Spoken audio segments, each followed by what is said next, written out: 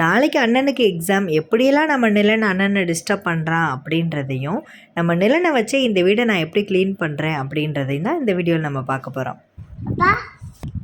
Book வாங்குதா கண்ணு புக்கை தர மாட்டீங்க. எதுமா புக்கு வாங்குறதுக்கு அது அண்ணனுக்கு.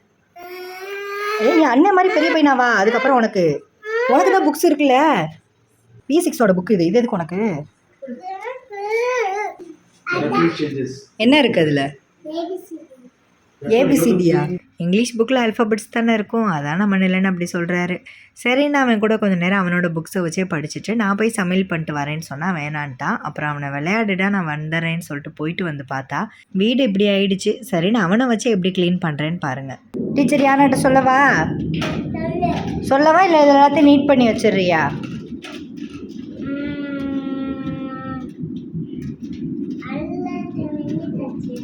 நீட்டாக வச்சிரியா?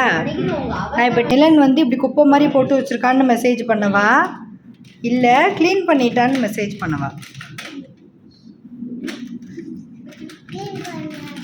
அப்போ இப்போ எப்படி நான் பொய் சொல்ல முடியும்? நீ க்ளீன் பண்ணாதானே நான் க்ளீன் பண்ணிட்டேன்னு சொல்ல முடியும்.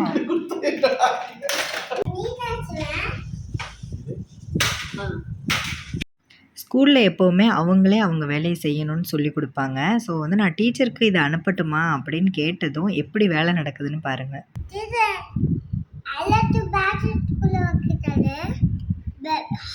ஹலோ டீச்சர்,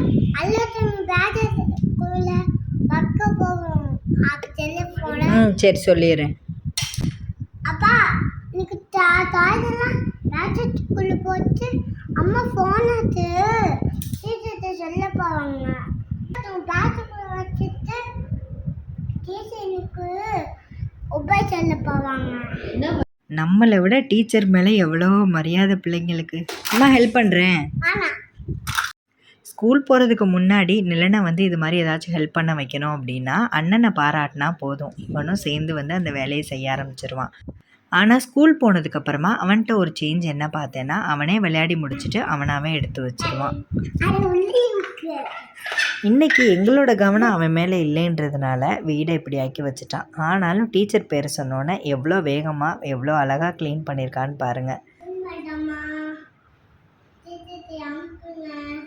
பிள்ளைங்களுக்கு நம்ம எவ்வளோ தான் சொல்லி கொடுத்துருந்தாலும் டீச்சர் சொல்கிற அந்த ஒரு வார்த்தைக்கு மதிப்பும் மரியாதையும் ரொம்பவே கூடுதல் தான். நம்ம நிலன் பேசுனதை வச்சே அது எந்த அளவுக்கு உண்மையாக இருக்கும்னு தெரியுது.